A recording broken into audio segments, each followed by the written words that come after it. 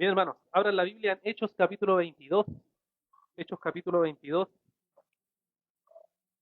Vamos a leer del verso 30 hacia adelante. Hechos capítulo 22, verso 30 hacia adelante. En esta mañana estamos en la serie del libro de los Hechos y hoy entonces nos encontramos en Hechos capítulo 22, versículo 30 hacia adelante. Dice entonces, voy a leer en versión Nueva Biblia de las Américas. Al día siguiente, queriendo el comandante saber con certeza la causa por la cual los judíos lo acusaban a Pablo, lo soltó y ordenó a los principales sacerdotes y a todo el concilio que se reunieran. Después llevó a Pablo y lo puso ante ellos.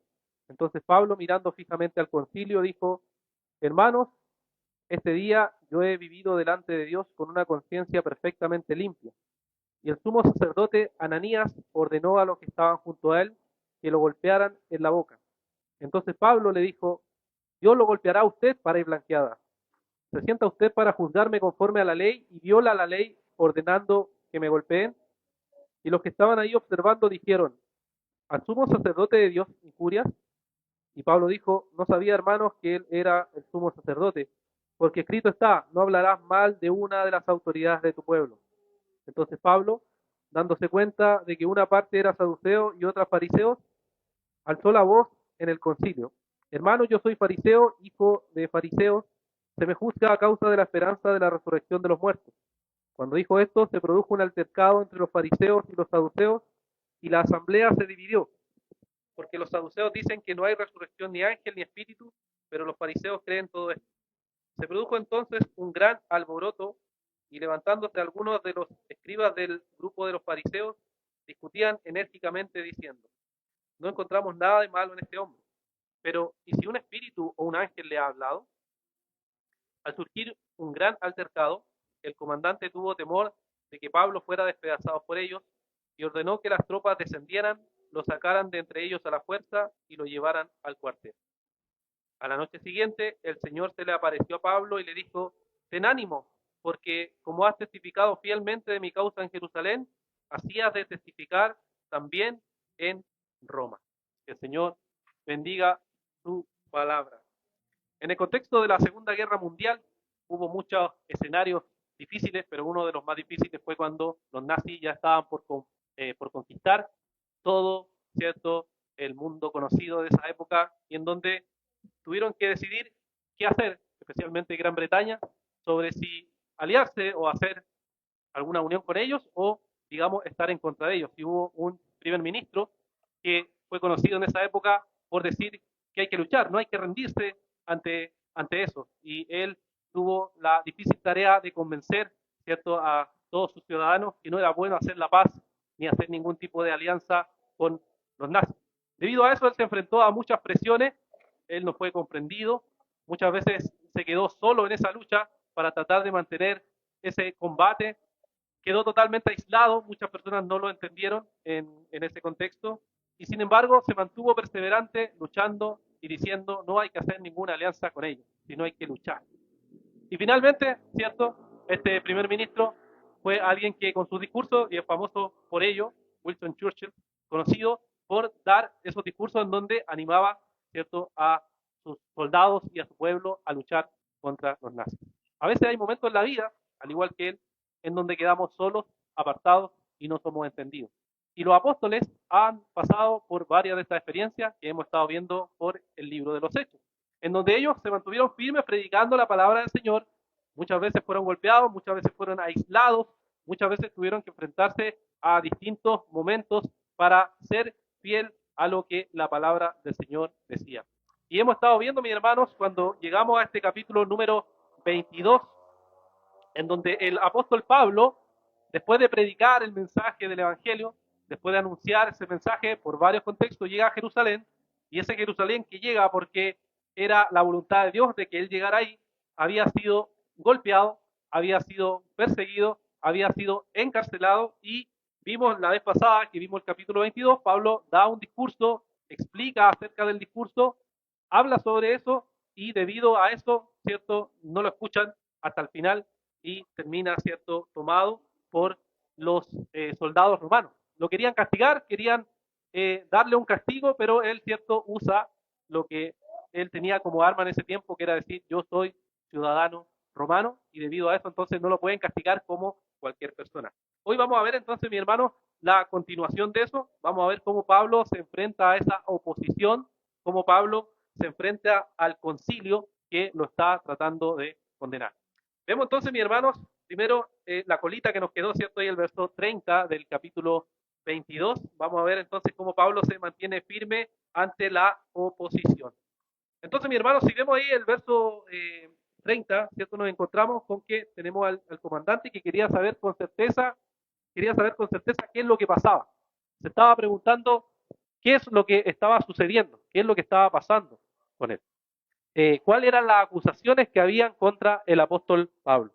Entonces, dice el verso 30, ¿cierto? La causa que los judíos lo habían acusado a Pablo, lo soltó y ordenó a los principales sacerdotes y a todo el concilio que se reunieron. Entonces, se reúne el gran concilio, ¿para qué? Para ver cuáles eran las acusaciones que habían contra el apóstol Pablo. Y entonces vemos, ¿cierto?, que se reúne ese concilio y quieren ver cómo tratar esa acusación. Aquí tenemos al famoso Sanedrín reunido, que estaba compuesto por 71 ancianos, que estas personas eran los que hacían la forma legal de las acusaciones para ver si era una blasfemia o no era una blasfemia lo que él estaba diciendo. Era el máximo órgano judicial, religioso, administrativo que tenía el judaísmo en aquella época, y entonces lo que querían hacer era ver si esta persona era fiel o no era fiel a la enseñanza que la Torá o la escritura para ellos, ¿cierto?, enseñaba.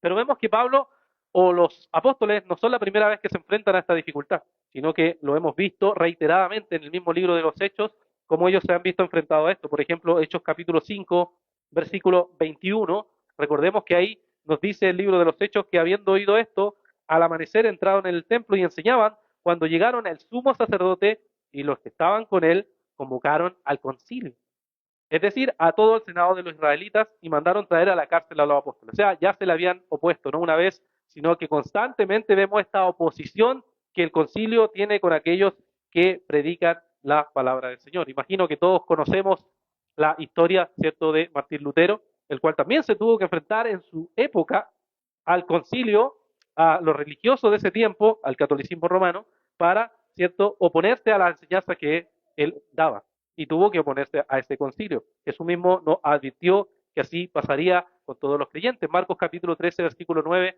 nos dice que una de las cosas que enfrentaremos es que seremos llevados a concilios. Y eso ha pasado muchas veces a través de la historia de la iglesia. Los cristianos hemos tenido que enfrentarnos a distintos tipos de acusaciones para enfrentarnos a predicar la verdad. Y la oposición no solo viene del mundo secular, como le llamamos hoy, sino que generalmente ha venido del mundo religioso, que se ha opuesto al mensaje del Evangelio. Pero ¿qué es lo que vemos que Pablo hace aquí? Después que se reúne el concilio y está frente al concilio, vemos en el versículo 1 del capítulo 23, que Pablo comienza, dice, mirando fijamente al concilio y les dice, hermanos. Esta es una expresión de respeto, el cual Pablo le dice hermano y consideración, porque eran sus hermanos en el sentido que eran judíos. Él se refiere con respeto al concilio y le dice, hermanos, hermanos, hasta este día yo he vivido delante de Dios con una conciencia perfectamente limpia. Se presenta ante ellos y le dice, yo he estado delante de Dios con una conciencia perfectamente limpia. ¿Qué es la conciencia? Es el testigo interno que tenemos nosotros que nos acusa o nos defiende delante del Señor. La buena conciencia no significa perfección moral, sino significa una vida coherente, ausente de hipocresía, de una intención del corazón delante del Señor limpio. Y eso es lo que hace Pablo. Y Pablo muchas veces usa la conciencia, en muchos de sus discursos o muchas de sus defensas alude a esto de la conciencia. Luego lo va a hacer más adelante en el capítulo 24, versículo 16, cuando él dice, por esto yo también me esfuerzo para conservar siempre una conciencia irreprensible delante de Dios y delante de los hombres. Cuando escribe las cartas a Timoteo también muchas veces le repite y le alude diciendo que debe tener una conciencia limpia delante de Dios. Primera de Timoteo capítulo 1, versículo 5, dice, pero el propósito de nuestra instrucción es el amor nacido de un corazón puro, de una buena conciencia y de una fe sincera. En ese mismo capítulo, en el verso 19, dice que debe guardar la fe y una buena conciencia, que algunos han rechazado y naufragaron en lo tocante a la fe. La buena conciencia, mis hermanos, para el apóstol Pablo era muy importante porque aludía a esa idea y a ese deseo interno coherente de no tener ninguna hipocresía y hacer las cosas realmente para la gloria de Dios. Recuerden que Pablo también se enfrentó con los cristianos de esa época cuando tuvieron que discutir temas de discusión de conciencia. Cuando habían temas de conciencia que se discutían en ese momento y él tuvo que argumentar en Romanos capítulo 4, en 1 Corintios 8 y 9, decir, miren hermanos, cada cual actúe según su conciencia delante de Dios, porque no vamos a llegar a acuerdo sobre cosas de días especiales, comidas especiales, etc. Entonces, si tenemos diferencia, Pablo les dice, entonces tomen su conciencia y actúen de acuerdo a su conciencia delante del Señor. Y aquí estamos hablando de cosas que la Biblia no dice si son pecado o no, simplemente que, como les decimos, temas grises, ¿cierto? Estamos señalando que Pablo no es claro cuando dice es pecado, es claro cuando dice que es pecado, pero hubo temas en donde él nos mostró esa idea de la conciencia. Y aún, mis hermanos, este concepto o esta idea o este principio sigue vigente entre nosotros. En el cristianismo no hay acuerdo en todas las cosas, hermanos. Y no debe sorprenderse cuando se da cuenta de que no hay acuerdo en todas las cosas. El cristianismo históricamente no ha estado de acuerdo en todas las cosas. Pero ¿qué tenemos que usar? Cuando hay grises, tenemos que usar nuestra conciencia delante de Dios y presentarla como una conciencia limpia delante de Dios. Y ver si realmente estamos usando esa conciencia bien delante de Dios. Porque puede ser, mi hermano, que usted esté haciendo algo y que su conciencia lo acuse. Si, por ejemplo, usted está, ¿cierto?, comprando algo y sabe que en su vida cristiana no tiene los recursos suficientes para tener ciertas cosas y está haciendo compras indebidas, su conciencia lo va a acusar, ¿cierto? Y le va a decir, hey, cuidado, ¿qué estás haciendo? Va a ser algo que internamente le va a estar señalando eso. O cuando vamos a tomar vacaciones, ¿cierto? Como va a ser mi caso prontamente. ¿Está bien tomar vacaciones? Está bien, hermano. Está bien relajarse y ver algo y disfrutar. Está bien, hermano. Pero si yo no uso mi tiempo de forma ordenada delante del Señor, si en ese tiempo de vacaciones ni siquiera busco al Señor y digo, no, es que estoy de vacaciones, tu conciencia te va a decir, hey, está bien, descansa, pero descansa en el Señor. Descansa en Él. Aprovecha ese tiempo ahora para orar, para buscar más de Dios. Quizás no tiene trabajo que hacer, entonces ahora es ese tiempo para disfrutar de la presencia de Dios, de contemplar las maravillas de Dios y disfrutar de Él. Y no solo quedarse con, estoy de descanso y listo. No, nada, no tiene sentido, hermano. Sino que somos cristianos en todo momento, todo tiempo, estamos buscando al Señor. Es cómo hacemos esas cosas. ¿Cómo hacemos esas cosas, mi hermano? ¿Las hacemos para la gloria de Dios, incluso el descanso para la gloria de Dios? ¿Tenemos una buena conciencia delante del Señor o no tenemos una buena conciencia? ¿Por qué hacemos lo que hacemos? Eso es examinar nuestra conciencia.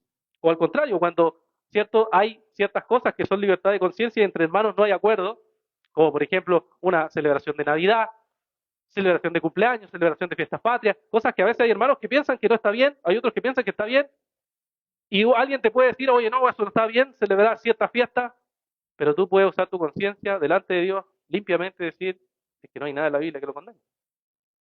Yo lo puedo usar y lo puedo hacer libremente y tener una limpia conciencia. Entonces Pablo lo que nos muestra aquí es ese principio.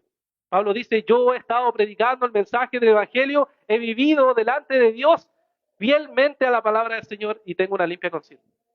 ¿Y cuál es la reacción del Sanedrín, del sumo sacerdote? ¿Cuál es la reacción? Bofetada, ¿cierto? Le dice el verso 2, el sumo sacerdote Ananías ordenó que los que estaban junto a él lo golpearan en la boca. O sea, no le gustó la respuesta de Pablo, no lo consideró una buena respuesta, sino que lo bofeteó porque consideró que lo que decía no tenía pies ni cabeza. Simplemente esa fue su reacción. ¿Y qué nos dice el verso 2? El verso 3, después del golpe, entonces Pablo le dijo, Dios lo golpeará a usted para blanquear. Pablo lo confrontó y le dijo, ¿saben qué? Usted está actuando de forma hipócrita porque está actuando contra la ley de Dios. ¿Qué decía la ley de Dios? Deuteronomio 25:1. Si hay un pleito entre dos hombres y van a la corte, los jueces deciden el caso y absuelven al justo y condenan al culpable, y si es culpable merece ser azotado. Entonces el juez le hará atenderse y será azotado en su presencia con el número de azotes de acuerdo con su culpa. O sea, usted va a golpearme en algún sentido, hágalo, pero justamente, no así, no de esa manera. Y Pablo lo confronta usando esta idea de pared blanqueada que también usó el Señor Jesucristo, específicamente en Mateo capítulo 23, donde el Señor le dijo que ellos eran sepulcros blanqueados. Es esta imagen, ¿cierto?, de algo que se ve externamente hermoso y bonito, pero internamente es una pudrición.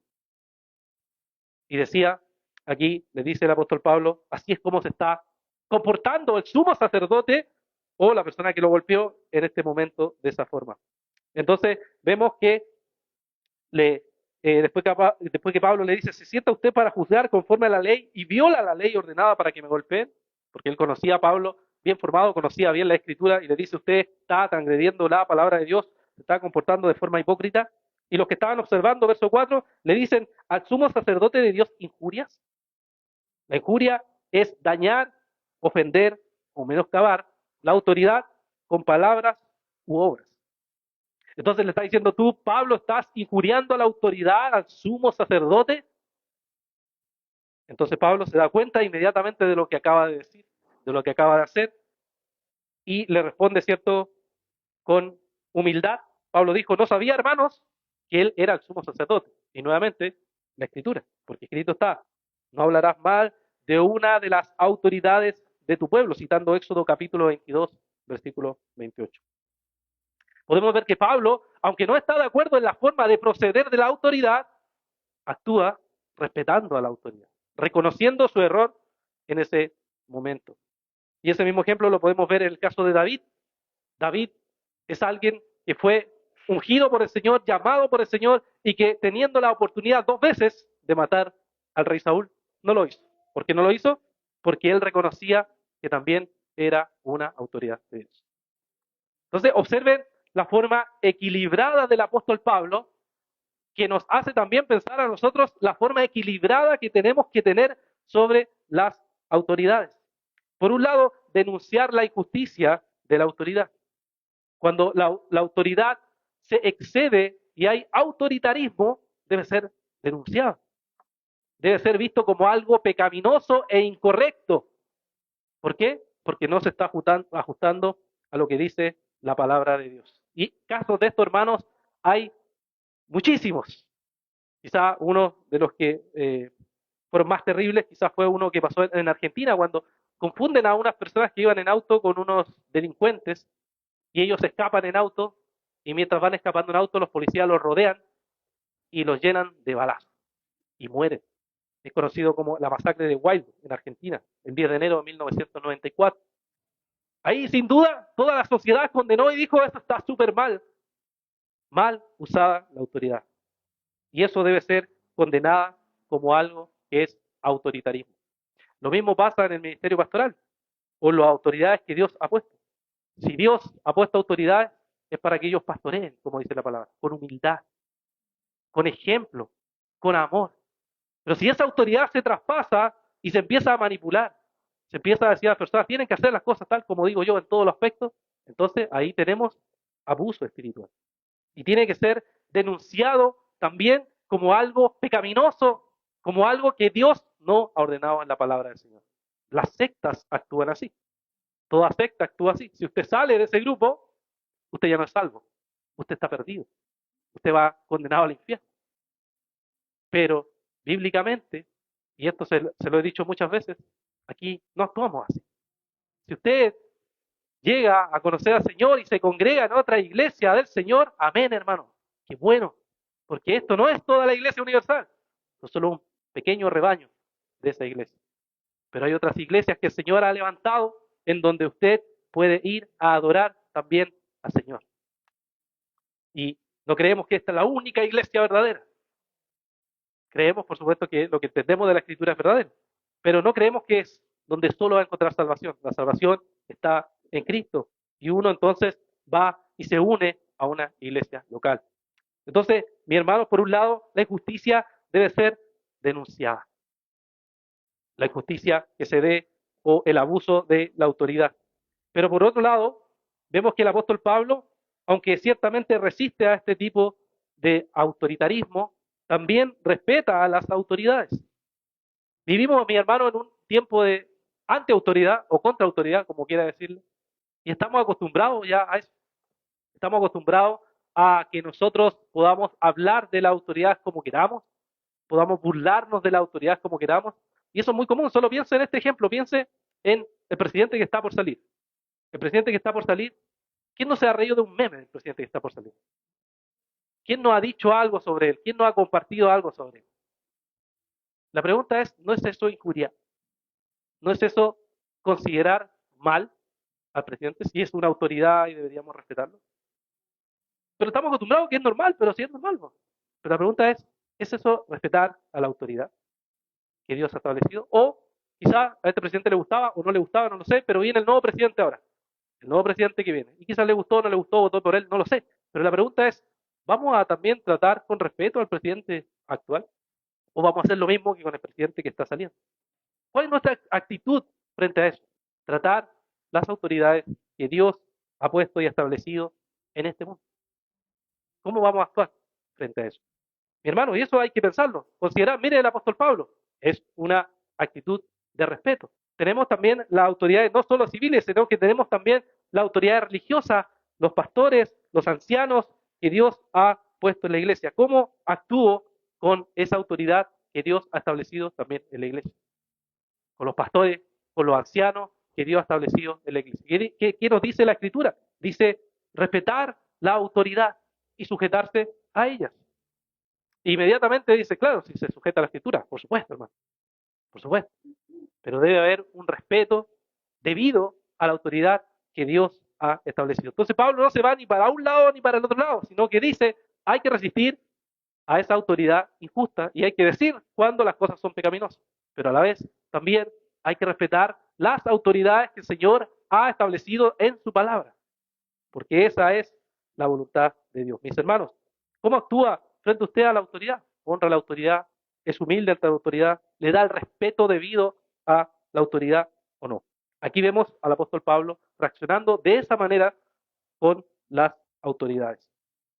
Y vemos Pablo que entonces se ve enfrentado a esta situación, se ve enfrentado a este momento, a este problema, y en el verso número 6 vemos que Pablo, entonces, dándose cuenta, dice que una parte era de los saduceos y otro de los fariseos, alzó la voz en el concilio. Aquí vamos a ver cómo el apóstol Pablo actúa con sabiduría y con discernimiento. Muchas veces Pablo nos ha dado principios de eso, también Pablo se ha equivocado, lo hemos visto en el libro de los Hechos, pero aquí vemos que es muy sabio, muy astuto y discierne esto. Se da cuenta y dice, hay dos grupos en este momento y en estos dos grupos que hay, yo sé que hay una diferencia. Yo sé que hay una diferencia. ¿Y cómo actúa? Versículo 6. Hermanos, dice, yo soy fariseo, hijo de fariseos, se me juzga a causa de la esperanza de la resurrección de entre los muertos. Entonces, como decimos, ¿cierto? La lanza. Y él sabiendo que había un grupo, los fariseos, que creían en la resurrección de entre los muertos, que creían en la vida eterna, que creían en los espíritus, que creían en los ángeles, y los saduceos, que no creían. No creían en la resurrección, no creían en espíritus, no creían en nada. Entonces, él va a usar esto para poder librarse de las acusaciones y del juicio que le querían hacer. Entonces, en este grupo se encuentran estas dos personas, los saduceos, grupo sacerdotal y aristocrático que controlaba el templo y la política religiosa, y tenemos también, por otro lado, los fariseos, los cuales eran generalmente quienes aludían a la interpretación de las escrituras. Entonces, le pone como base esta idea, que era algo que ciertamente Pablo defendía, la resurrección de entre los muertos.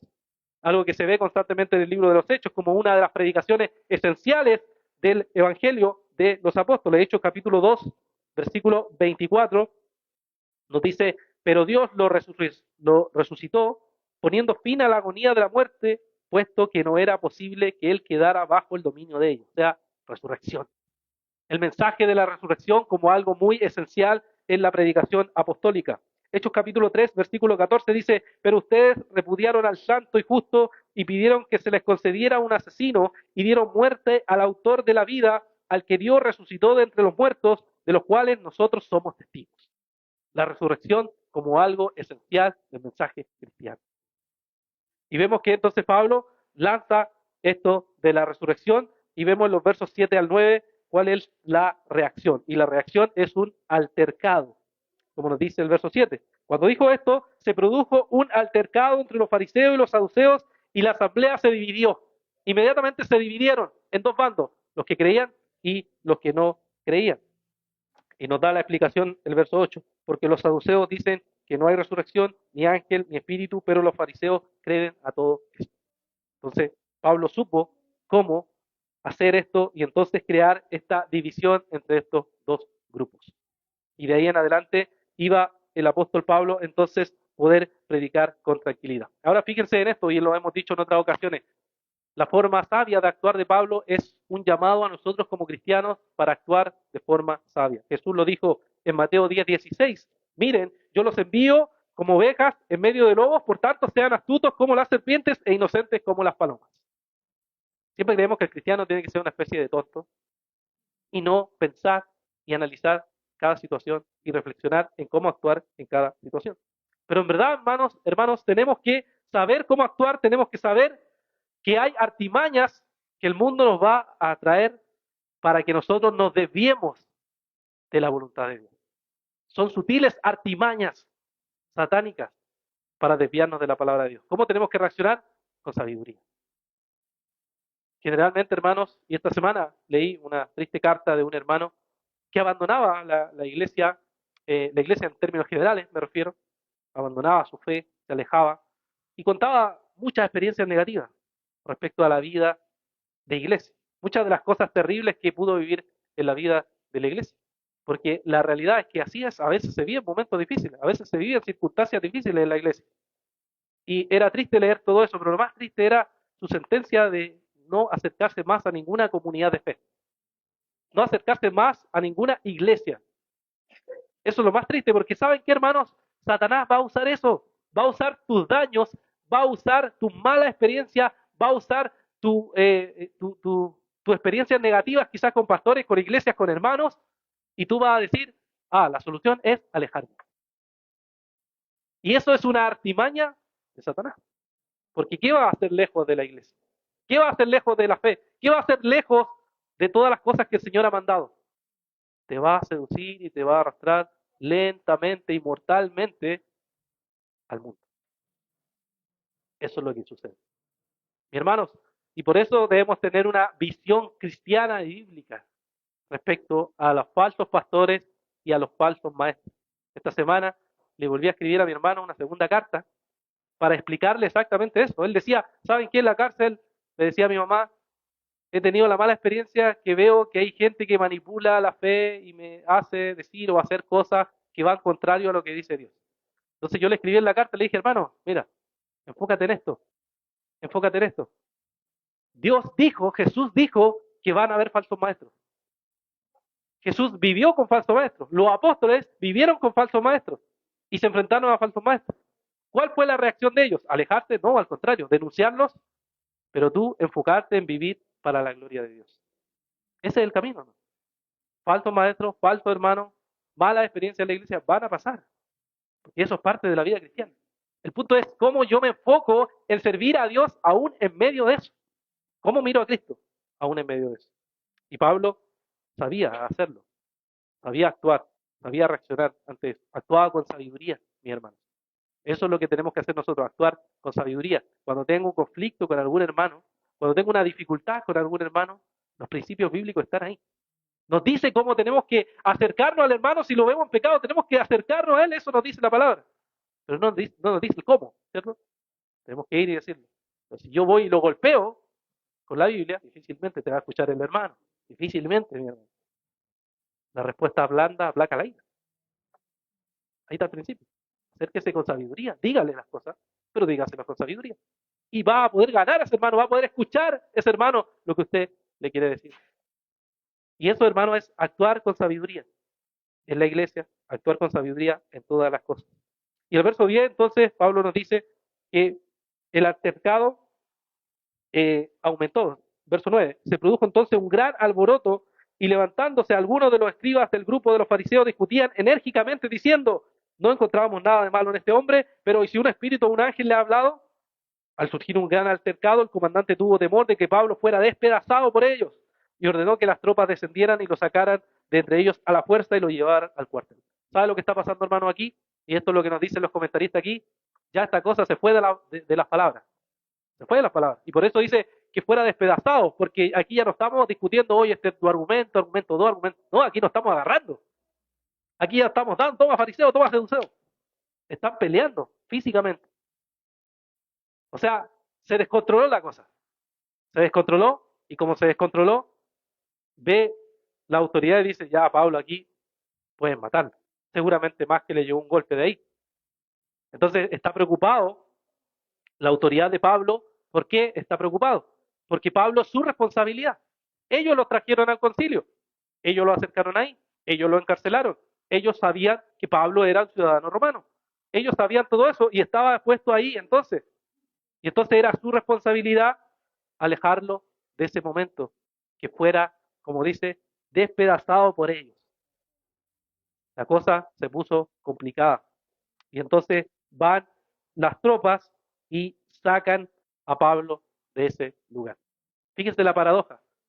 Pablo fue encarcelado por los romanos, lo iban a juzgar injustamente, sin embargo ahora terminan defendiéndolo de que lo mataran.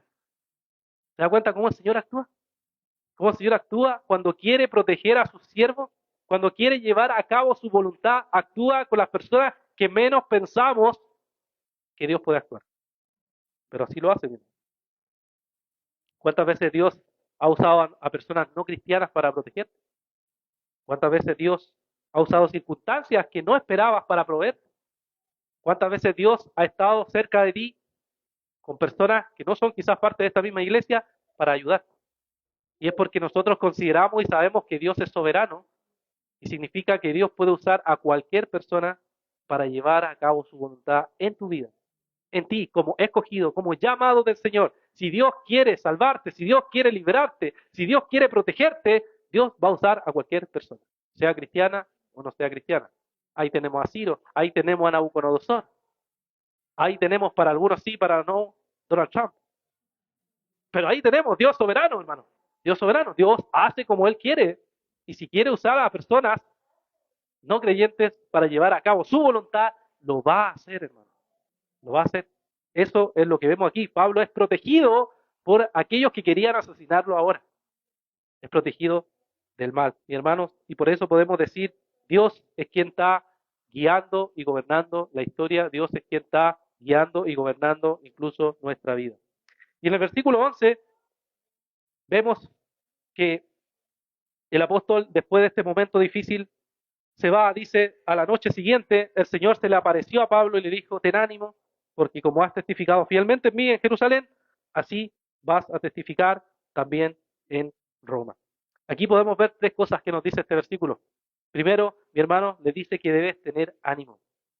Pablo había recibido del Señor en 6 ocasiones anteriores apariciones y Dios diciéndole, Pablo, ten ánimo. ¿Por qué? Bueno, porque estas circunstancias naturalmente crean en nosotros cierto desánimo, cansancio, quizás molestia, quizás muchos sentimientos, y Pablo necesitaba ¿qué? Una palabra del Señor. Y Dios aparece ahí y le dice, Pablo, ten ánimo. La idea básicamente es seguir teniendo valor para poder enfrentar la adversidad. Jesucristo nos advirtió, en este mundo tendréis aflicción, pero confíen, yo he vencido al mundo. Como cristianos, si queremos honrar al Señor, vamos a enfrentar adversidad. Pero el Señor, como un pastor fiel y perfecto, estará a nuestro lado diciéndonos, hermanos, ten ánimo, no te rindas, sigue adelante.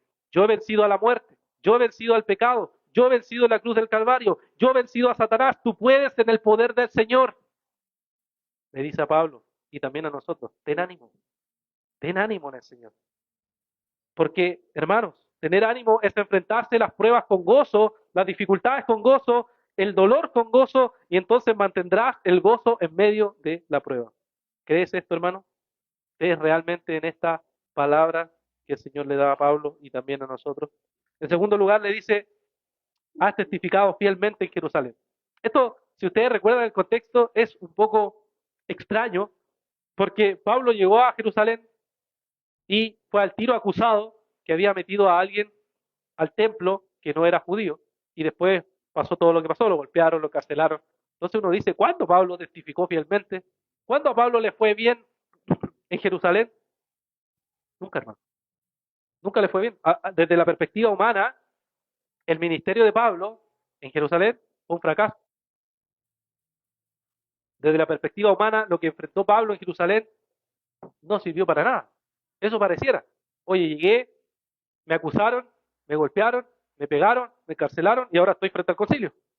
Y ahora estoy solo en la celda y Dios me dice, oye, has testificado fielmente. ¿Cuándo? Porque la fidelidad, mi hermano, no está en el éxito de nosotros.